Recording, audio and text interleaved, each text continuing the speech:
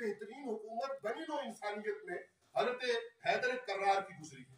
हजरत सिद्दीक की अपनी शान है, हजरत फारूक की अपनी शान है, हजरत उस्मान की अपनी शान है, लेकिन हैदर कर्रार की जो शान है वो ये है कि आपके 4.5 साल दौरे हुकूमत में ना कोई भूखा सोया, ना कहीं चोरी हुई।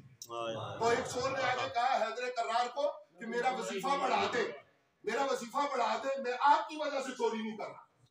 आपने चोरी मना किया कि कोई भूखा नहीं होगा, चोरी चोर न करे।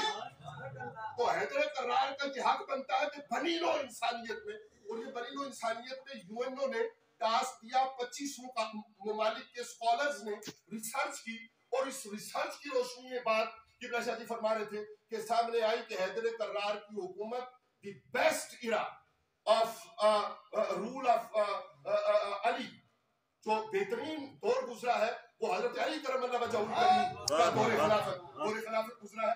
इसलिए हक तो बहुत सी बातों का बनता है। हाय हुआ माफी चाहता हूं।